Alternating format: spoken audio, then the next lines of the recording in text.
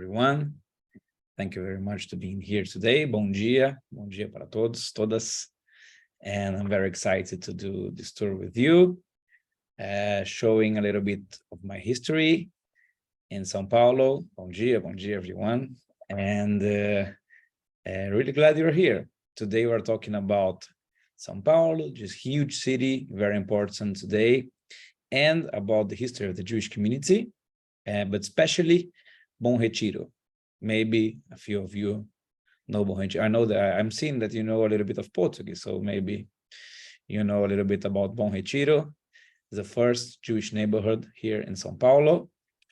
It's not the official neighborhood nowadays, but still carrying his roots. Oh, my uncle had a jewelry factory. Yes, that's the history of a lot of people here. My family is in Bom Retiro. My grandpa came in 1933, and my grandma came in the 1950s after the Second World War. So my family is 80, 90 years here in Bom Retiro. My mom grew here. I grew here also. So it's going to be a pleasure sharing a little bit of my life with you. So can we go to the slides? Let's go to the slides. Let's go, people. Wait. Can you see? All good? Yep, we can see it. Great. Thank you. Great. Oh, sorry. Well, today, I said, we're talking about São Paulo, this Jewish history and heritage. In this image I put in the first slide, you can see the Jewish Museum, Bethel Temple. We'll talk about later. You can see the plaque of Welcome to Bom Retiro, Bem-vindo ao Bom Retiro. It's an important mark. The street we can see is the José Paulino Street, the most important street of the commerce, and maybe one of the most important streets in São Paulo. Oh, and a picture of mine. So before we start, let's start with a little quiz.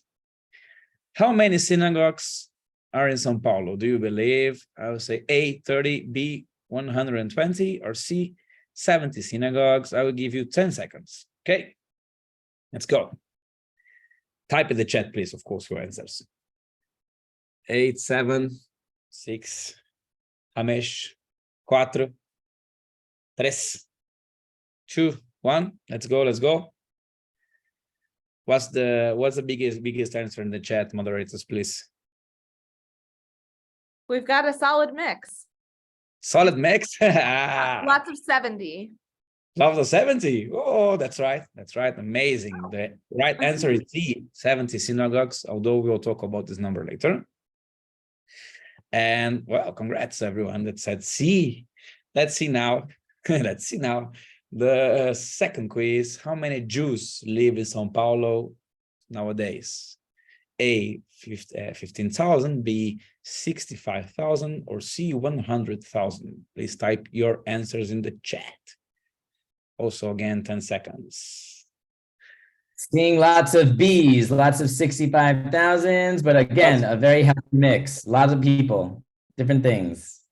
Well, if the majority says B, that's again correct. Oh, it's a good group. I'm saying it's a good group. Yes, 65,000 officially. So again, we will discuss this number later. So I brought to you here a little map of São Paulo. It's not the best map, I know it, sorry. But we can see a little bit. This map is exclusively the city of São Paulo. So the Jewish population here represents 0.5 of the total amount of the São Paulo's population. We have 65,000 Jews in São Paulo and 120,000 Jews in Brazil. So the half of the Jews in Brazil are in São Paulo. São Paulo is a city, I will say later, with 12 million inhabitants in the city, but in what we call metropolitan area, similarly that you have in New York, we have more than 20 million inhabitants. So it's a huge, massive city, you can imagine. So we have few Jews, but it's curious. Why I said that we'll discuss this number? Because these 65,000 Jews that the federation, the Jewish Federation, say in São Paulo that we have today is the same number that we had 60 years ago. So why this number didn't have increased? Because of the assimilation. We have a lot of Jews. I have a lot of friends of mine that maybe has a grandpa that's Jews, but they don't recognize him Jews, even sometimes don't know that have Jewish roots in his family and don't identify himself as Jews. So if we can say maybe this number is way bigger, maybe we have 200,000, 300,000 Jews that don't are part of the community today. So I said we have around 70 synagogues, but the half are deactivated. Okay, so still the building, etc. We have 3 cemeteries. One, the Butantan Cemetery, is very, very big, although paradoxical, but it is a beautiful cemetery. Is where my family is, my grandma, etc. And we have 7 Jewish schools, but just 2 are not Orthodox. So just 2 regular Jewish schools. The other are Orthodox schools. 2 sports center. Hebraica is the most important one, very, very big. Jewish Federation, cultural centers. Sorry, that's miswritten, like youth movements. Shomer Tzair, I'm part of Shomer Tzair, but we probably know Abonim Dror, Hazitano, Noam, Netzach, etc. Social assistance institutions and 2 big NGOs. So just to locate yourselves, a video without sound. This is Brazil, the 5th largest country in the world, and São Paulo, the biggest city in Brazil. Not the prettiest one. I'm sure that maybe you have traveled to Rio, Salvador, you have pretty cities, but São Paulo is this huge city that you're seeing in this video, a lot of buildings. São Paulo is located in a valley, so you are surrounded by mountains. 80 kilometers from the coast, so São Paulo doesn't have a beach, just a big and polluted river, sorry. And I'm sorry for my English. Sometimes I will mix my pronounces, etc. But so further apologies. And well, that's it. That is São Paulo. So I said, the biggest city in Brazil, the largest Jewish community in the country, the 2nd largest in Latin America. Probably you know the largest Jewish community in Latin America is Buenos Aires, that have 250,000 Jews. And the fun fact, if someone in Brazilian know that São Paulo was a very small city during almost all his history. São Paulo in the end of the 19th century had 30,000 inhabitants, 30,000. We're talking about a city that has 20 million today, 100 years after. So São Paulo had a big explosion. And the most important thing to know in the short summary is that in the latest of the 19th century, we was introduced here a light station, because São Paulo, the state of São Paulo, not the city, the state, was an important place that grew coffee. Coffee was the first, was the main product that Brazil has exported during all the 19th century. São Paulo have the perfect conditions to grow coffee, the temperature, the humidity, etc. So we were exporting coffee to the Santos port. That's still the main port of Latin America. And in the middle of, during the interior to Santos, we have São Paulo. São Paulo was like a passage. And they built this light station. I will show you images.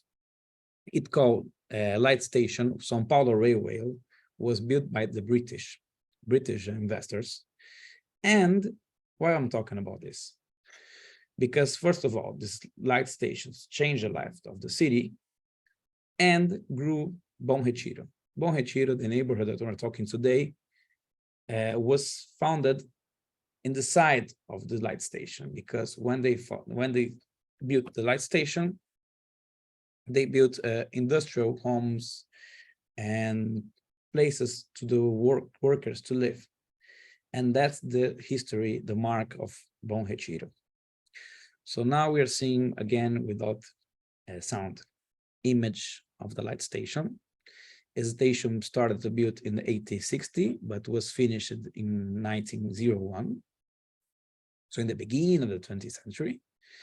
And you can see they try to, is a kind of a tribute, an honor to the Big Ben in London. And in the other side of this park that we saw is the start of Bom Retiro. Now you see in images of Bom Retiro. I will Talmutora Street. I will talk a little bit about this. Lubavitch Street in Bom Retiro. Old images of the first synagogue. So that's interesting to know.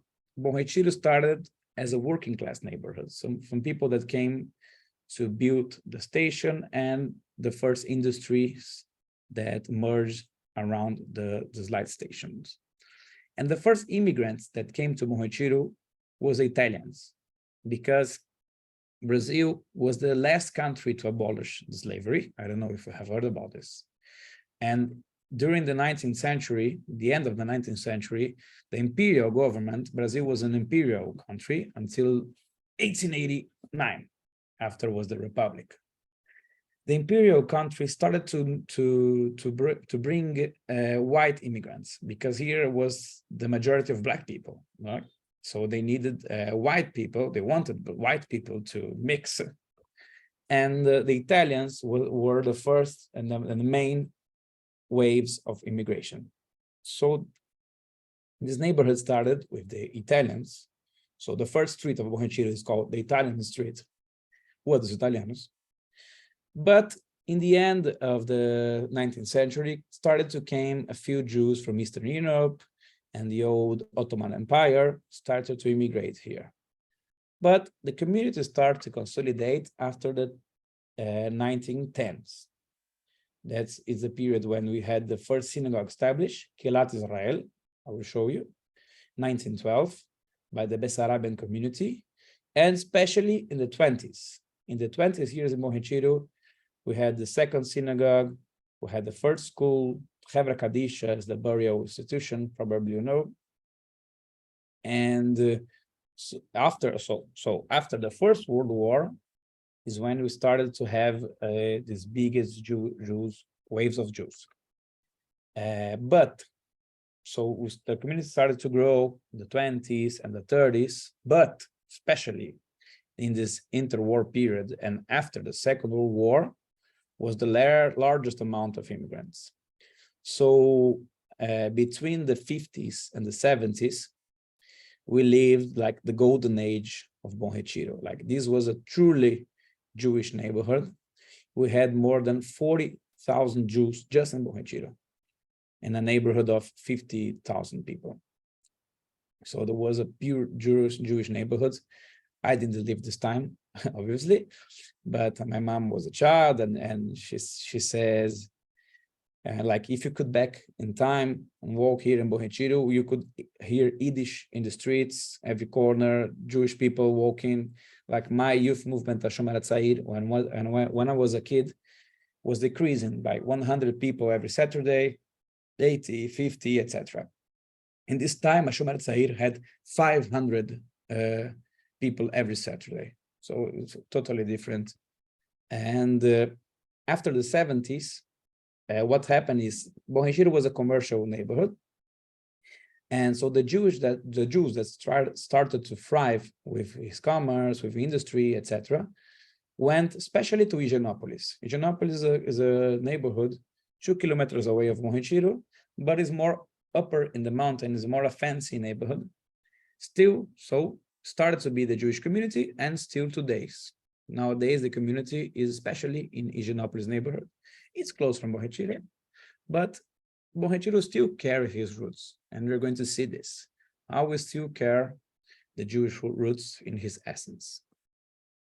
Now, I will stop the screen of slides, and I will show you a video that I recorded to Danny, that's here. And unfortunately, I cannot show you all the video, but I will show some parts, skip, and go into explain, okay? So this is a kind of a map that we are walking in Bom Retiro. We will start. You can see this. If you can see, it's called Parque da Luz. Is this park that are the other side of this park is the light station that I mentioned to you. And we start in the other side of the park when it starts Bom Retiro. Okay, so let me stop sharing the screen and show you the number 1. Can you see? Okay. So let's go. When you cross the light square, Parque da Luz, and the railway that I've mentioned in the earlier video, you see one main entrance of Bom Retiro, and then we are now in the Korean Brazil Square. That's very important because it's a very recent name. They have changed the main name, the main street that is called Rua Prates Street to Prates Korea, because we will talk about the Korean immigration in these days of Bom Retiro. You can see the Korean monument talking about the immigration. These are totems that represent old culture, old Korean culture. And here we will start our tour in the inside of Bom Retiro. It's a cloudy day, but let's go. We are now walking. So that's important to mention. Bom Retiro, as I said, was especially a Jewish neighborhood during 30 years, but is also a multicultural neighborhood in his essence, because it started with the Italians, and at the same time that the Jews came a lot of Greeks. So we have in this neighborhood Greek church, Greek Orthodox Church, Armenian Orthodox Church. And after the Korean War in the 50s, the Koreans started to immigrate here to Brazil. So it's a fun fact. São Paulo is the biggest Lebanese community outside Lebanon, biggest Korean community outside Korea, biggest Japanese community outside Japan, biggest Italian community outside Italia. So São Paulo is an immigrant city, and also Bom Retiro is this most important representation of this movement. So the people from Bolivia came in the 70s to be the working class here. Nowadays, the people from Paraguay, they are representing this role. So Bom Retiro is a very multicultural neighborhood. And since the 70s, started to be Korean neighborhood. So the people recognize this place as a Korean neighborhood. But why is this important?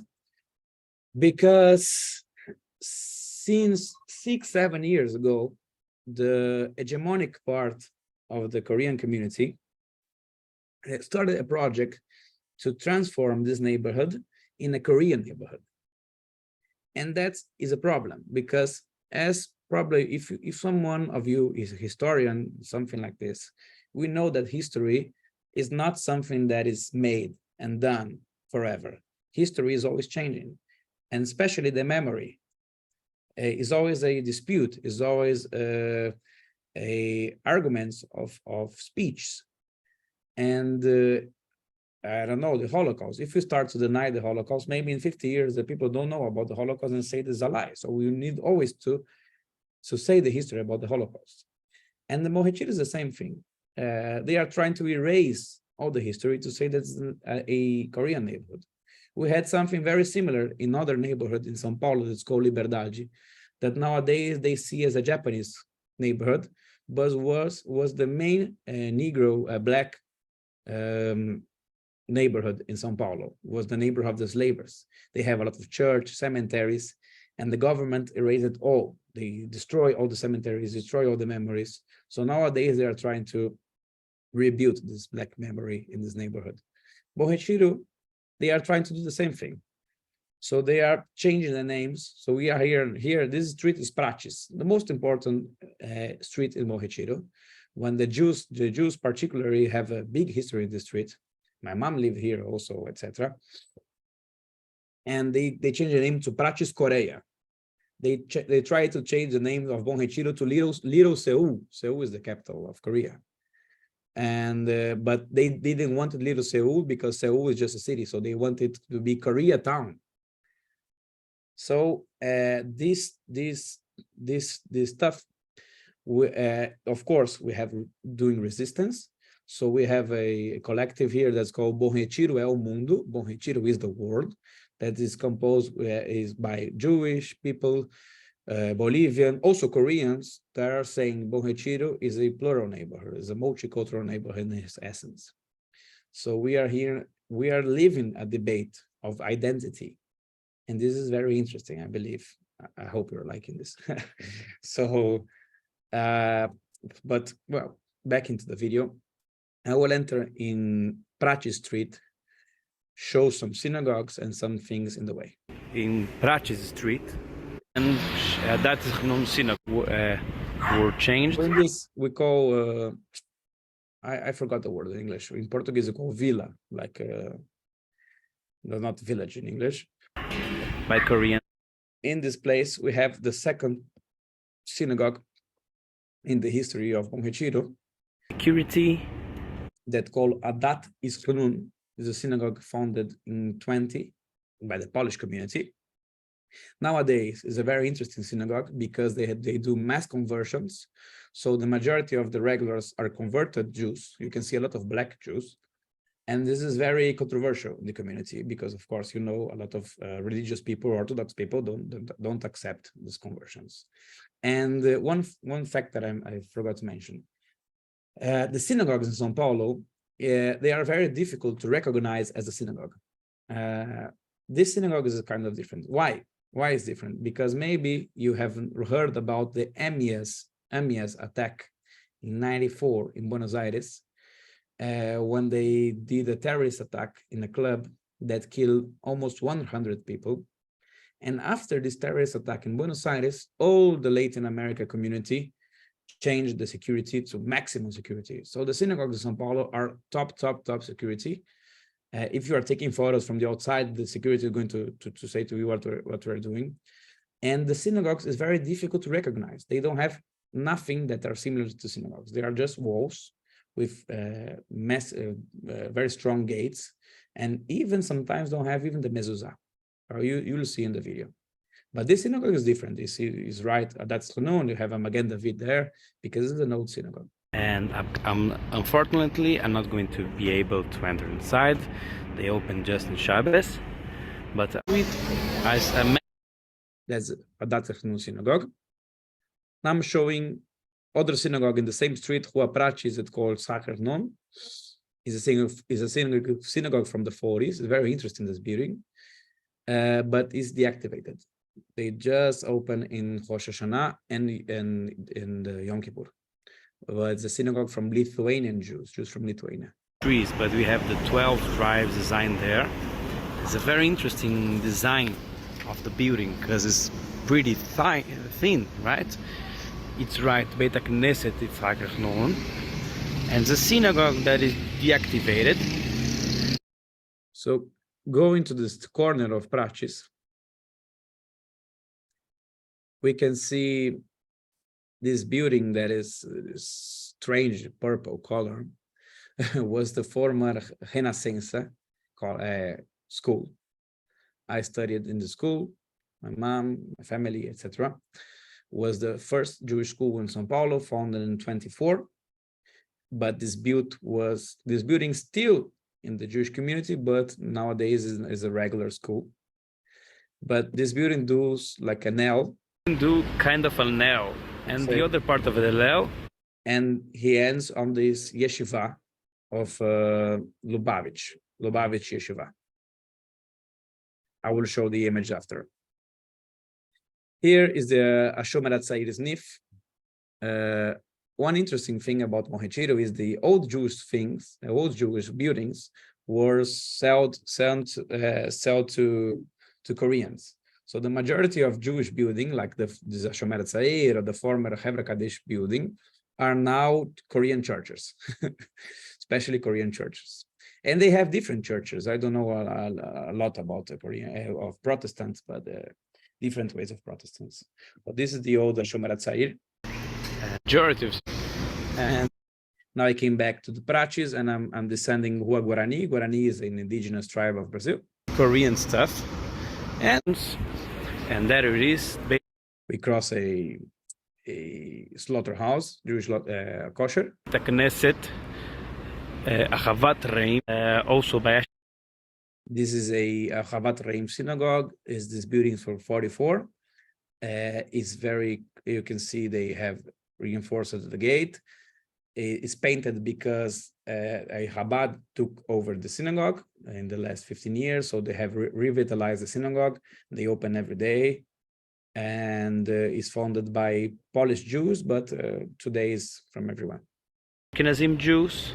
When I was in the door or something like this, that's a very interesting because in the front of the synagogue you have the first Korean shopping mall. new. It's called K Square. They're not very creative with the names. And Korean markets that you can see in every part of Bohechiro. I go to the corner, and we are seeing in the left. This is a huge school, the first school in Bohechiro, and this is a Catholic school. So, the oldest school, red school, they are once a month. If I turn right in this corner, we'll see another synagogue. Yeah, so it's called Machzikei Adas. It's a synagogue that was in Hua Prachis, and in the 60s, 68, I believe, went to this corner. Open once a month. Synagogue also founded by Polish Jews. So the majority were Ashkenazim Jews here in Bohechiro, but nowadays is known as a Russian synagogue, probably because the rabbi is Russian. I never entered in the synagogue, so I don't know how it's in the inside. The synagogue I've never been. It's a shame. I really need to go. And I don't know why we enter in. We have in this kosher market. It's called Menorah's house. The Orthodox Jews from Bohechiro, they don't buy there because the owners are not Jews. So they just go to Indianapolis to buy kosher food. So they consider that's not kosher. But I love the challah here. It's really, really good. I'm not kosher, as you can see. Not either Orthodox. And in the end of this video, I show a little bit about Unibis as the big NGO. I'm going to talk a little bit about later because I need to rush here. So let me share.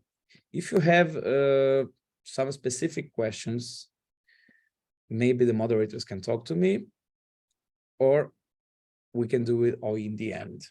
Okay, so please write your answers. I will answer everyone. So now I'm showing the photos of the tragic that I made in the video. The Prachi Street, you can see Korean stuff everywhere, like Korea, droga scheme, pharmacy, golf. They really like to play golf, photo studios, Korean market, and the same street, Adat Chnun synagogue, this old plague. Kind of Kiev chickens, fried chickens, very Korean, typical Korean stuff, Korean coffee. This is a Chinese place. In the last 10 years, there came a lot of Chinese here in Bohechiro. This is a very fancy restaurant that they have, really good. Other Chinese restaurants in the same street. Why did I put this photo? Because this is one of the last stores that the owner is Jew. But you see, they even in all the stores, even if you're not Korean, you need to put Korean stuff. So you're not going to sell. So in the middle of the store, you have the Brazilian and the Korean flag, and the Korean guy walking. That's very interesting. This photo, I believe. Korean painting. They put these paintings in the buildings without permission. They put these lights in every part of the neighborhood. There's lights in blue and red. This is a pet shop. A friend of mine is owner, also Jew. This is the yeshiva of Lubavitch. The old picture of Achavat Reim, the synagogue that we saw. Look the difference. Now that it's painted, but they have doubled the gate. If you remember the video. And this is Unibis. Unibis is a big NGO. Was founded in 1915, and it's called União Israelita Brasileira do Bem-Estar Social, like a Brazilian Israelite Union of Welfare. and they help Jewish people, like a friend of mine that had all the school paid by them, but they also help the biggest community. They offer courses, they have schools, they are a really, really massive NGO. It just is just a bazaar. This is just a place that they sell old stuffs. Parve kosher, mini kosher, burikita, and old Bulgarian place. Now they changed the place. The place is new. And now I need, what time is it? Okay, so let's hurry. I will show you now the second video. And so in the first video, I went in this place, Praça da Luz, straight to Rua Prates. Here, let me put the mouse. I can see my mouse, sorry. And now I'm going to the left to show you the Platzale, the Jewish Museum, the Talmud Torah synagogue, where I worked before, and discuss a little bit about the prostitution in São Paulo that we have in the history of the Jewish community here. Let me share screen.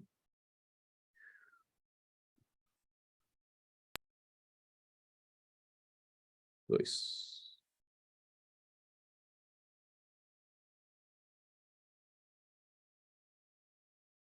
Can you see? Yes, we can Right. see. Thank you. Let's go, let's go. Well, so here we are in the other side of when we started in Prates. And here we are exactly at the Platzale. The Platzale means in Yiddish little square. This is the monument to symbolize the place that the Jew stays, especially every Friday. Look, a Jewish walking here. And in this square, my mom used to say that my grandma always said to her, go get your grandpa, go get your father in the case. So this is a monument that they built recently in order to Jewish community. It's called Platzale, as I said, it's a little square in Yiddish. So this was the main point in the 60s, 70s, that all the old Jews, especially the men, went to this corner and to discuss the newspaper. Were a lot of newspaper in Yiddish that were here in Mohetiro. And my mom used to say her mom said, "Oh, go get your grandpa and your father on the Platzale." They started drinking and chatting and gossiping, etc. So this is a monument that was built 3 or 4 years ago. And if you turn right and you go in front, you will see this beautiful synagogue that is called Kelat Israel. Kelat Israel is the first synagogue of Mohetiro. It was founded in 1912. Of course, this building is not from 1912. This building from the 50s. And it was the first synagogue founded by Bessarabian Jews from Bessarabia, that nowadays is called Moldavia. And it was a synagogue that, as the Jews left from Mohetiro, because they thrived, and I said they went to Higienopolis, a lot of synagogues lost his regulars. This is other example. And the synagogue in 2003 made his last bar mitzvah, so they haven't any regulars. But in the beginning of the last decade, the rabbi of the synagogue with Chabad, they wanted to build a museum. And in 2016, they inaugurated the Museum of the Jewish Immigration, and in the second floor. In the third floor, in 2018, they did the Museum of the Holocaust. That's a kind of a copy of Auschwitz Museum. Of course, very reduced, but show the same thing. It's made basically to non-Jews, to explain what is Jewish life and what was the Holocaust. Da Graça, the first synagogue in the rabbi, and since 2018 function. I'm explaining this. You can see Memorial de Imigração Judaica e do Holocausto written here. As an Holocaust museum. We have this little store exclusively Not welcome here. and inside. It's very interesting because it's in the corner of Rua da Graça and Lubavitch Street. I will say a little bit about the Lubavitch Street. And this museum is very interactive museum. So in the part that's explained what is Brit Milah, what is Bar Mitzvah, What is etc.? You have some stuff that you can touch, etc. So like you have, for example, you have a table that you press the button Shabbat Ashkenazi or Shabbat Sfaradi, Rosh Hashanah Ashkenazi, Rosh Hashanah Sfaradi, and you press the button and they show the table, what's made of the table, the foods, etc. So here you have image with Danny or playing with his son in the Chuppah part, talking about the marriage. Huh? Move your cursor, Felipe, so they can get away the play sign. Okay, sorry. Mazel tov! Let's do it again. Ready, Vern? 1, 2, 3.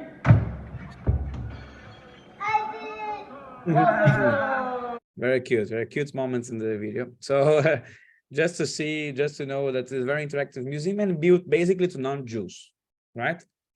And but also function like kind of an archive of photos, etc. And outside the museum, we cross. Look, the Shabbat Sfaradi that I mentioned before. Sephardic and the Shabbat Ashkenazi, Pesach Ashkenazi, and Pesach Sephardi.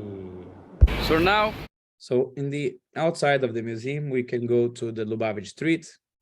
And this cross is very interesting because just in Bohechiro, you have a cross of Lubavitch Street and Talmud Torah Street. Lubavitch Street is a recent name of the street. 30 years they changed the name in honor to Rabbi Lubavitch that passed away 92 or 94, I forgot. And they changed the name in honor to him. And in the other side, we have Talmud Torah, also changed the name of the street, because I will talk about the Talmud Torah synagogue that we're going to see now. Happens in Bohechiro. We are in the across of two streets named Lubavitch and Talmud. Inside, so I enter in the Talmud Torah street, and you can see this is a clear example of what I said before of the synagogues. You can't recognize it as a synagogue, right? If you see this, how are you going to recognize the synagogue? Because they have strong gates, maximum security, always 24 hours of security inside this, watching the street. And this is called Synagoga da Tocantins. Tocantins was the former name of the street. It's an ultra-Orthodox synagogue, especially Satmar people, but they have other members of the synagogue. If I still in Talmud Torah Street, we will see the other side of Teniad. Teniad is the second biggest NGO in the Jewish community. They function just to Jewish people, different from the other NGO that helps regular people. And if I go straight in the other street, we will see the Talmud Torah Synagogue. Is the place that I've worked 1 year in the school. Started as an Orthodox synagogue, but since the 90s, it's a Chabad synagogue here, and they also have a school function. They have two schools, Gani for the girls and Lubavitch for the men. They are totally separated. You can see the people entering the street here. They have also high security, but as functioning as a school, you have enter and exit of collaborators, etc. You can see the Chanukia outside, and this part of the synagogue is closed, so the entrance is there, this gate door. And I worked here 1 year, so I will explain a little bit more about the synagogue and the presentation. So Talmud Torah Synagogue is a Chabad synagogue since 97. It was an old Orthodox synagogue in Bohechiro from the 40s. A very beautiful building. I will show you the pics after. And when Chabad bought it, like the synagogue, Talmud Torah was a Jewish school. They had a Jewish school, Orthodox school, but not Chabad. I studied there with 2 years old in the Gani. And Chabad bought the synagogue and started to be Orthodox. So they have separated the synagogue and the boys and the girls. They had two different buildings. Now it's the same building. So very crazy because they have all these rules to never mix the boys and girls, totally different times, etc. The boys, of course, study just until the 12 years. With 13, they go to the yeshiva. And it's a very wealthy community. They have regulars every day, all the praise, etc. So they have a lot of regulars. This is the other side of Teniad NGO. I will not talk a little bit about this. I will jump because we are hurrying time. It's a lot of things to talk. Sorry, people. in Bom Retiro, I try in this video to show the corner that was during the, as you know, the majority of the Jews came very poor to America. And one of the situations that we had was the prostitution, and a lot of Jewish women that were prostitutes. We have the situation very strong in Rio, in Sao Paulo, and Buenos Aires, especially. And they called here the Polacas. Polacas mean Polish girl. Why Polacas? Polacas is a pejorative term to deny their Jewish identity, because you know, of course, the prostitution is forbidden in the religion. But one way of denying her and identity is to call them the Polacas, because they are from a lot of parts of the world. And in this street have functioned officially the government of the city of São Paulo in 1938 until 1953, so 15 years, made officially this part of a prostitution zone, because the prostitution was a problem in São Paulo.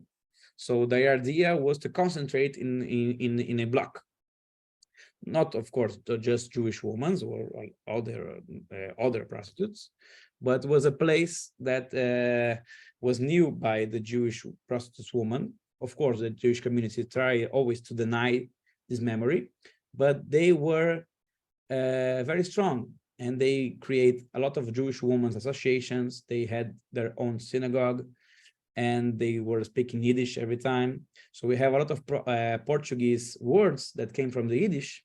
We have a Portuguese word that's called sacanagem, and sacan means disease in Yiddish.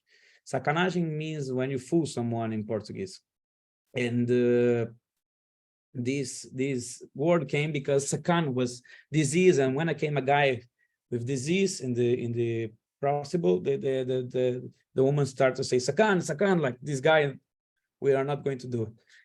So this is one of the heritage that we have directly on the major community of São Paulo, and is a history that the new researchers, especially women historians, are rebuilding. So I can talk this about Santos. We here in Santos, we offer a special tour about this.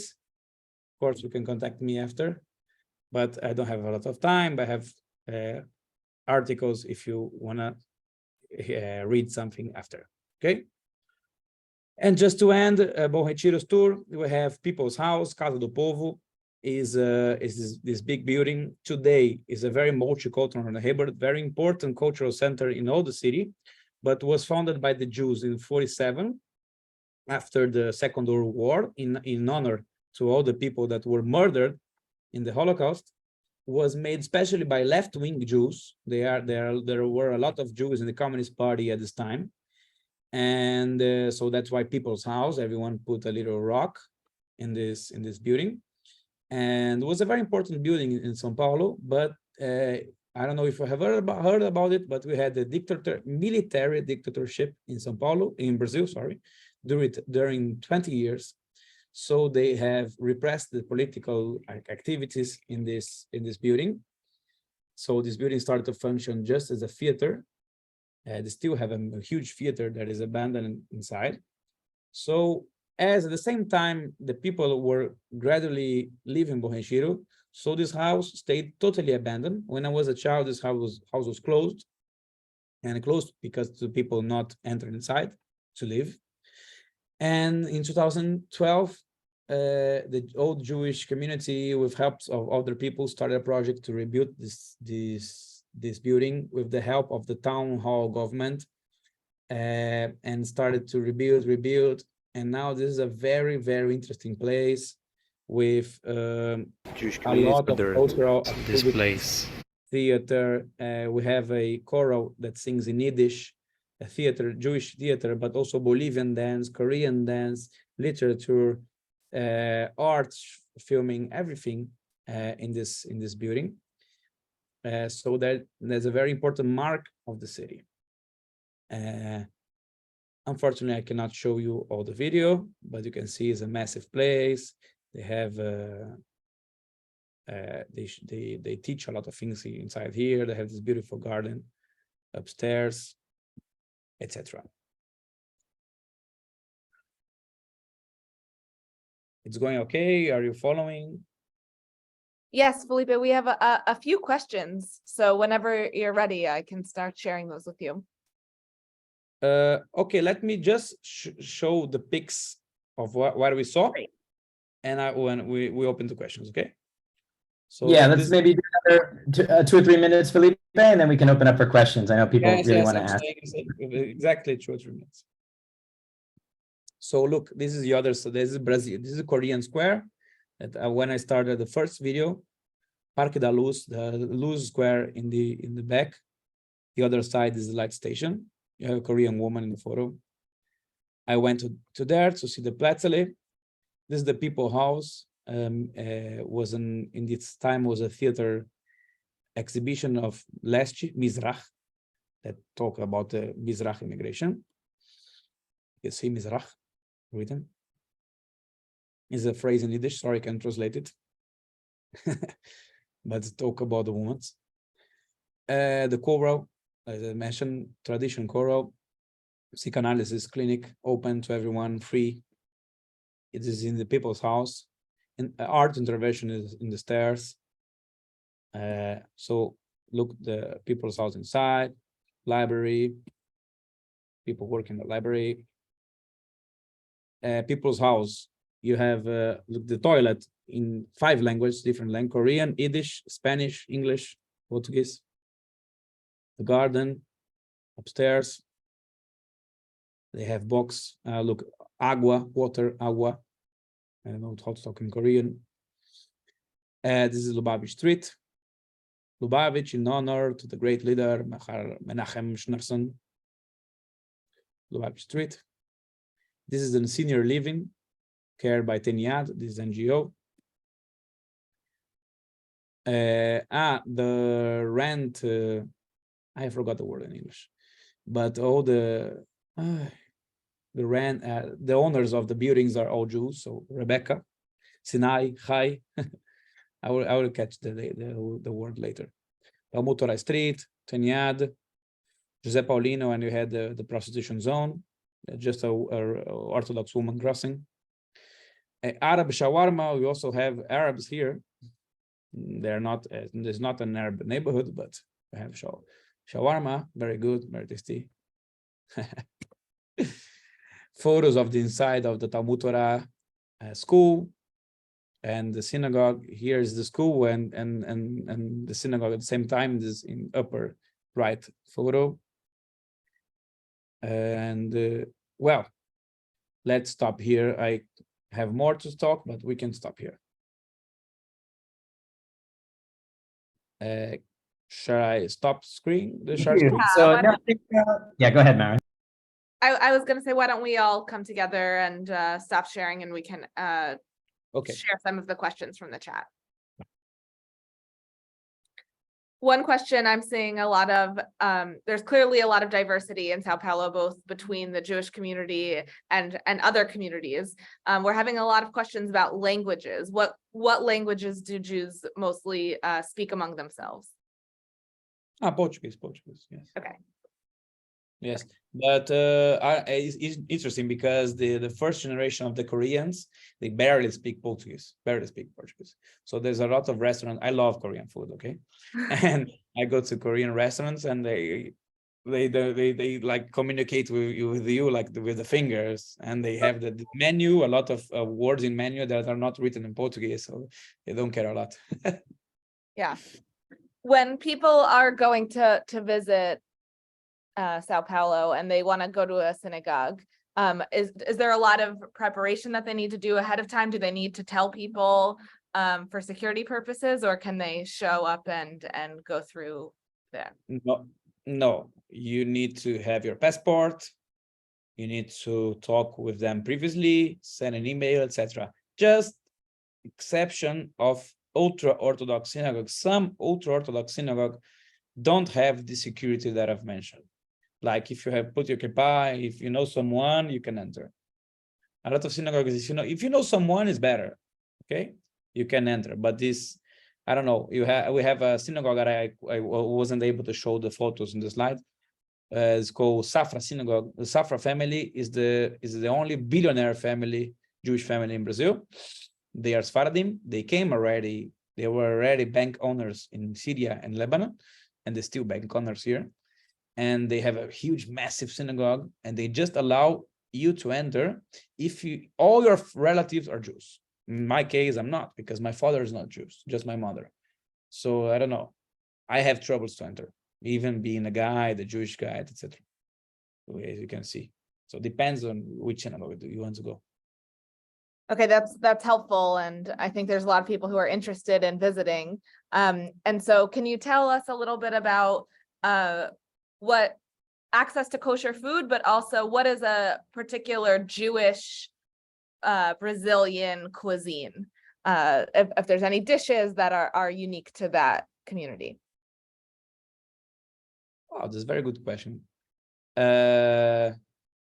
Well, first of all, kosher food, it's expensive here.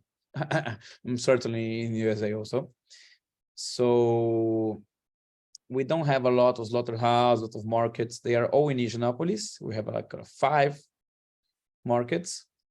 And we have this one in Bom Retiro that I show you, but I said again, the Orthodox don't consider this place as kosher. And I believe we don't have a cuisine, a Jewish cuisine, because it's very plural, the Jewish community. As I said, we have Syrians, Lebanon, Jewish from every part of the world. So I don't know, we had in Bom Retiro, we don't have more. 2 Bulgarians, sweet shop, I don't know how to say it, candy shop, no, candy shop is not the right word. 2 places that sell sweets from Bulgaria. They hate each other, they were rivals. Different families.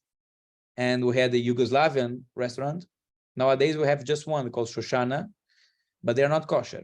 In Indianapolis you have as you have probably in USA, kosher that sell just parve, kosher that sell just meat. That's it.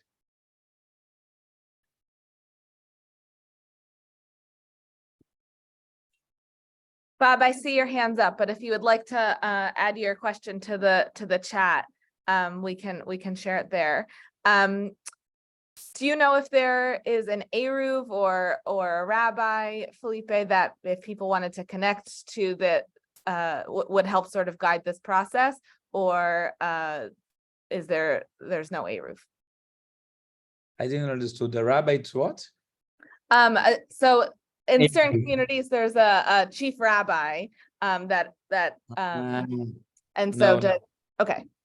No, it's very plural, the community. So as I said, the Safra community is kind of a bubble, a part of the community.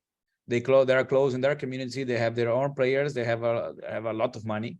They go. They have this old beach town that they go.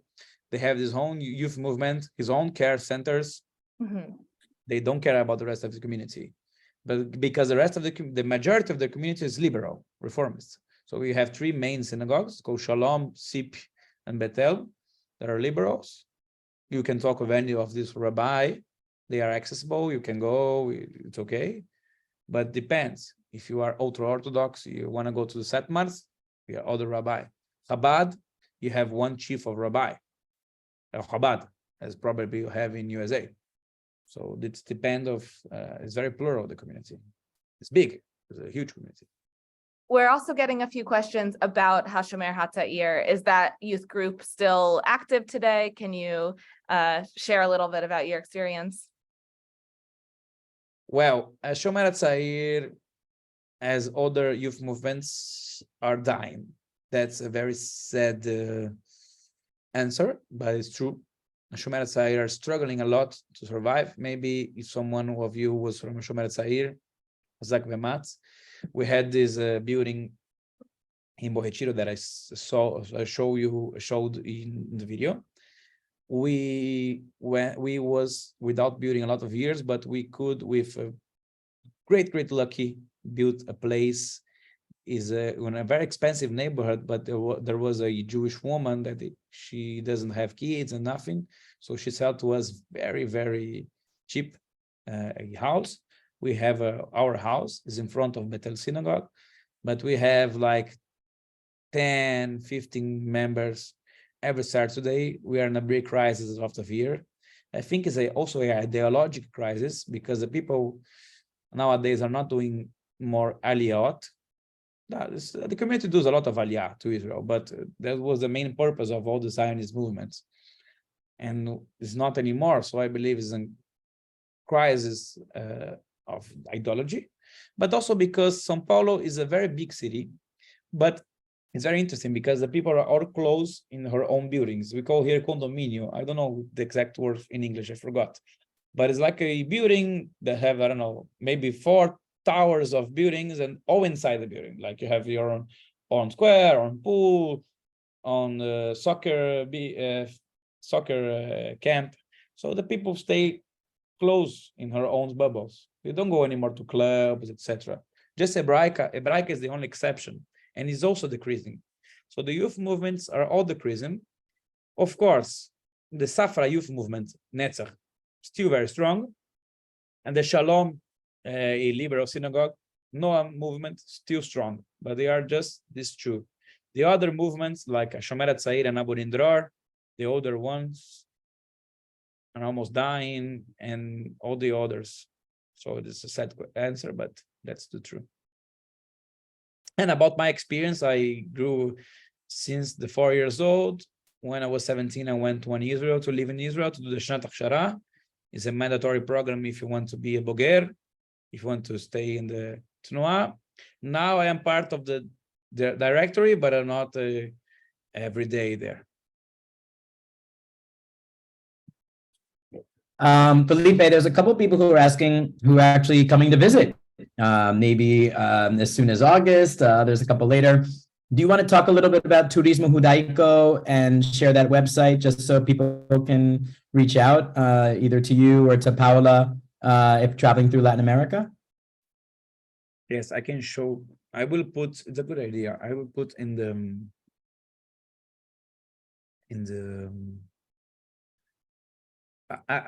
maybe it's better. I will send an email to Mary with all the links, including the links to visit these museums, the places that I even have the opportunity to mention online.